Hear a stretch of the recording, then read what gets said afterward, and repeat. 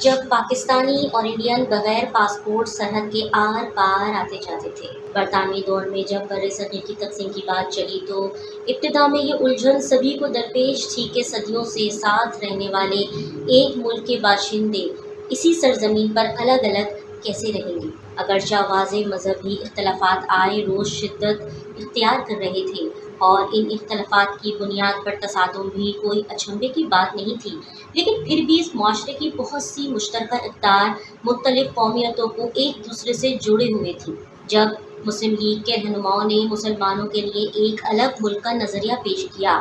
تو اس وقت بھی ایک دوسرے سے کٹ کے رہنے کے بجائے محض جداگانہ اور اپنے اپنے مذہبی عقائد کی بنیاد پر آزاد زندگی گزارنے کا تصور تھا، جہاں پر ہر مذہب اور قوم کو اختیار اور ترقی کے مواقع میسر ہوں۔ یہاں تک کہ کئی کتابوں اور مضامین میں دیے گئے حوالوں کے مطابق قائد اعظم محمد علی جناح کے ذہن میں بھی ایک خیال تھا کہ قیام پاکستان کے بعد کی زندگی کا ایک حصہ وہ اپنی ممبئی والی رہائش میں گزاریں گے، جسے اس وقت اب بامبے کہا جاتا ہے۔ یہی وجہ تھی کہ تقسیم کے موقع پر ہونے والے بلبوں کے باوجود دونوں ملکوں کے شہریوں کا ایک دوسرے کے ہاں آنا جانا لگا رہا، اور اس کے کئی برس بعد ایک سے دوسری ریاست میں شہریوں کی آمد و رفت میں کوئی بڑی رکاوٹ نہیں تھی، اور پھر ایک دن آیا اور پاسپورٹ اور ویزا نظام کا اجرا ہوا۔ مورخ عقیل عباس جعفری کی کتاب پاکستان کرونیکل کے مطابق پاکستان اور انڈیا کے مابین پاسپورٹ اور ویزے کا نظام 18 اکتوبر 1952 کو نافذ ہوا،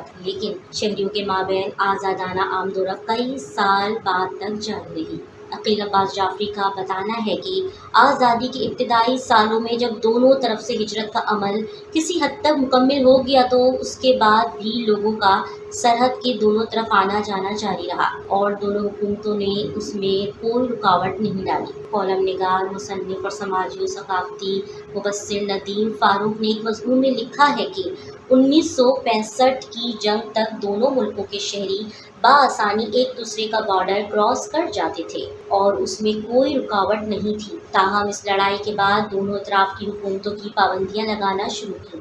جو آہستہ آہستہ بہت سخت ہو گئیں۔ ایک وقت ایسا بھی تھا جب انڈیا اور پاکستان کا مشترکہ پاسپورٹ ہوا کرتا تھا۔ ندیم فاروق کے مطابق باضابطہ پاسپورٹ اور ویزا نظام کے اجرا سے قبل دونوں ممالک نے ایک مشترکہ پاسپورٹ بھی جاری کیا تھا، جس کے ذریعے دونوں میں سے کسی ریاست کا بھی شہری ایک سے دوسرے خطے میں بآسانی جا سکتا تھا۔ ندیم پراچے کے مطابق تقسیم کے وقت جب ایک سے دوسرے علاقے میں ہجرت شروع ہوئی تو اس سے پہلے ہی دونوں اطراف کے انتظامیہ میں یہ بات طے پا گئی تھی کہ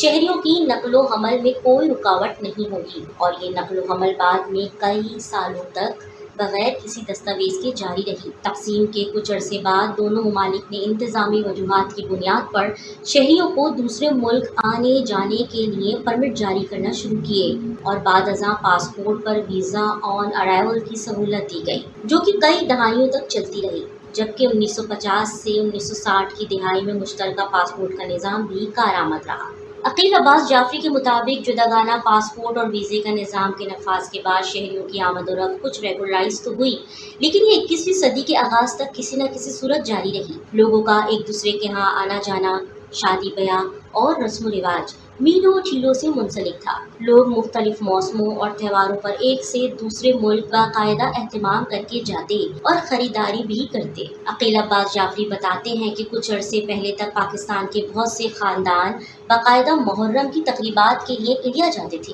کیونکہ ان کے آبائی علاقوں میں محرم کی تقریبات کو ایک ثقافتی حیثیت حاصل تھی اور وہاں جا کر رسومات میں شرکت سے لوگوں کی جذباتی وابستگی تھی، جبکہ انڈیا سے بہت سے خاندان انفرادی اور اجتماعی طور پر پاکستان باقاعدہ رہنے کے لیے آتے تھے۔ اسی طرح بک فیئرز، ادبی تقریبات اور عرس وغیرہ پر بھی آمد و رفت کا تبادلہ باقاعدگی سے ہوتا تھا۔ تاہم سال 2000 کے بعد سے اور بالخصوص بی جے پی کے نریندر مودی حکومت کے قیام کے بعد دونوں ملکوں میں تعلقات اس نوعیت پر پہنچ گئے کہ اب آنا جانا ممکن نہیں رہا۔ ندیم پراچا کہتے ہیں کہ 1973 تک بہت زیادہ آمد و رفت اس لیے بھی بغیر دستاویزات کی ہوتی تھی کیونکہ اس وقت تک دونوں ملکوں بالخصوص پاکستان کے بیشتر شہریوں کے پاس پاسپورٹ ہوتے ہی نہیں تھے اور اس بنا پر انہیں بارڈر پار آنے جانے سے نہیں روکا جاتا تھا۔ تاہم ان کا خیال ہے کہ اب دونوں ملکوں میں معمول کی آمد و رفت کی بحالی بہت مشکل ہے۔ انڈیا پاکستان عوامی رابطوں کے لیے مودی کا جانا یا نواز شریف کا آنا اہم۔ وہ کہتے ہیں کہ اگر مودی انڈیا میں جیتتے ہیں